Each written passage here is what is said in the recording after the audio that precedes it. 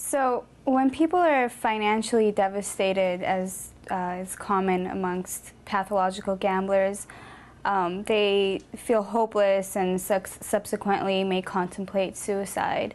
What's been your clinical experience with that? How common is suicidal ideation amongst pathological gamblers? Suicidal ideation is extremely common, and not just when the person is financially devastated, but the experience of losing can trigger suicidal thoughts. And the most typical situation is when the gambler is leaving the card club or casino after having lost and driving home and realizing that they're going to have to confront their wife or family, and anticipating the look of disappointment or anger, or basically the shame that the gambler is experiencing, knowing that he's going to be confronted by the expression on a family member's face and the realization of what they've done. And shame is a tremendously important trigger for suicidal thoughts.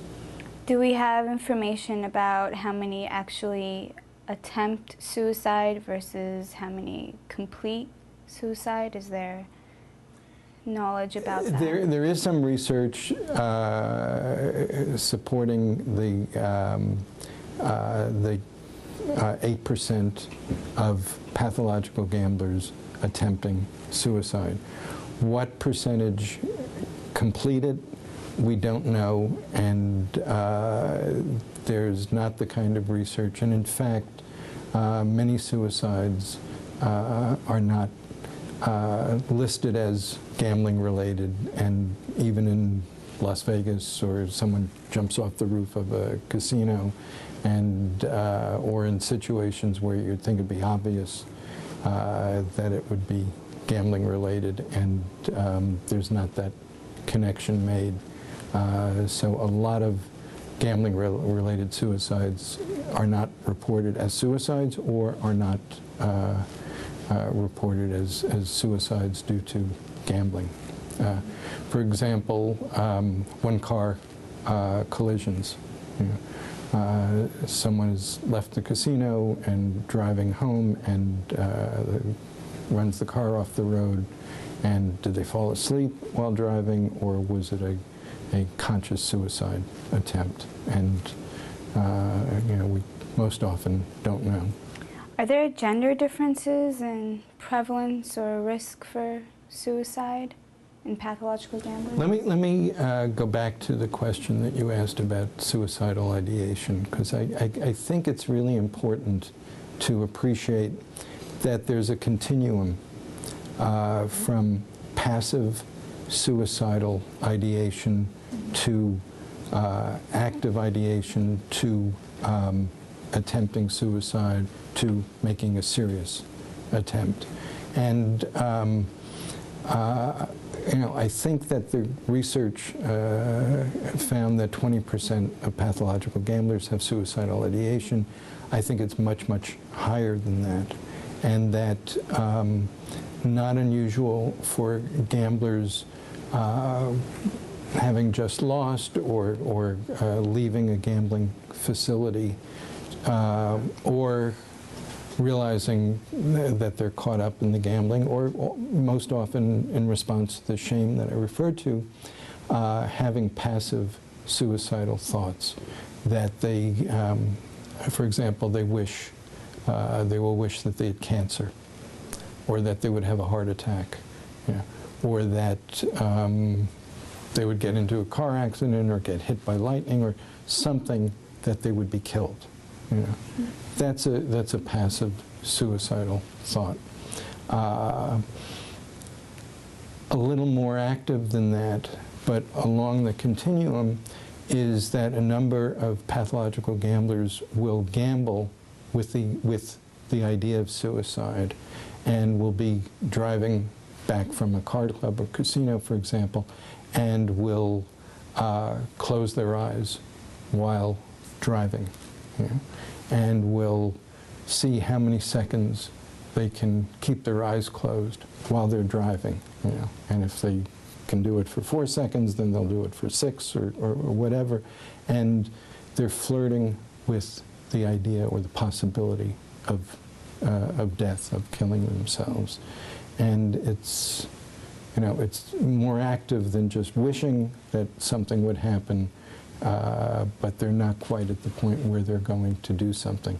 And in fact, of those people who do attempt suicide, often there's a risk factor involved, a gamble, in that the person will take an overdose knowing that their spouse is due home at a certain time, or that they should be found before it's too late, you know, and they introduce that idea, you know, so that if they're meant to die, or, you know, whatever, or they're leaving it up to somebody else, you know, to find them before they kill themselves, you know.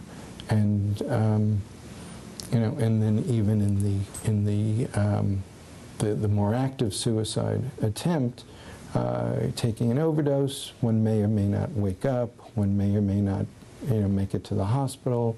If you jump off, you know, the roof of a building, you're more likely to die. If you take a gun and put it to your head, you know, you know. So there's, you know, there's a continuum of active and definite suicide attempts. Yeah. So on that continuum from passive to active, what are some of the red flags that might come up as a clinician when working with pathological gamblers to assess risk? One is the tremendous shame that they have in relation to a family member, spouse, most typically, finding out about their gambling, about their being out of control, about their loss, their loss.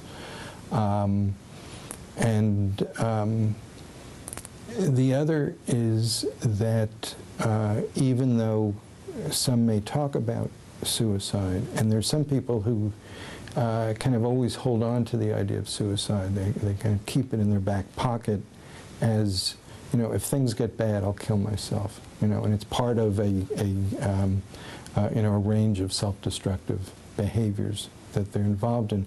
But what pushes them over, what I think is most important, is they're having no place to go, and that they've run out of you know, options for getting money.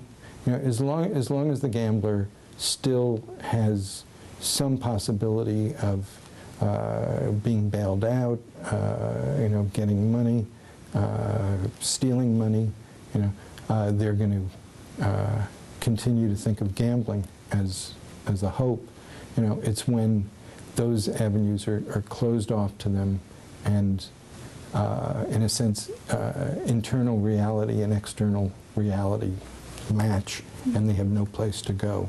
You know, and then suicide is the last resort. So when actually, for example, it might be the point at which the gambler knows that they're going to be going to prison, you know, or that they've covered, and there's no doubt they're going to be found out, you know, and they've embezzled money or something, and, you know, they're faced with, you know, with going to prison, you know, with exposure. You know, that's when they're, you know, most actively suicidal.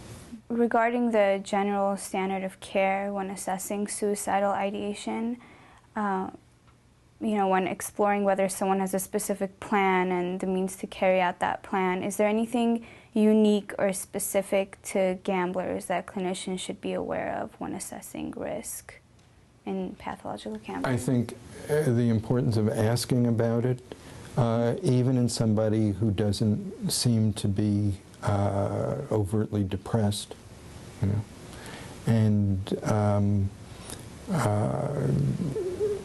getting a description of the kind of suicidal ideation, you know, the continuum that I talked about, and even asking them under what circumstances would you attempt suicide, You know. Finding out also about, and this is general in terms of not just gamblers, but finding out if they have a gun at home, you know, whether they've stockpiled pills, whether they have resources in reserve for doing something to themselves. Mm-hmm. Yeah. As a clinician, how do you overcome the concealing that is seen amongst pathological gamblers? How do you, the things that they might conceal might actually lead them to risk for suicide. How do you stay mindful of that?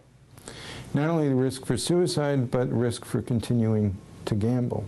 In 12-step programs, they say you're only as sick as your secrets, and the pathological gamblers typically will hold back when they're confessing or when they're going over how much money they owe, and they'll either minimize a debt, you know, and they'll say they owe $10,000 on their credit card when they owe $13,000, you know, or there's one more shoe that, you know, is going to have to drop, and you know, that keeps them in a gambling mindset, you know, and it's the fear of family members finding out, or that kind of exposure that's related to the suicidal thinking.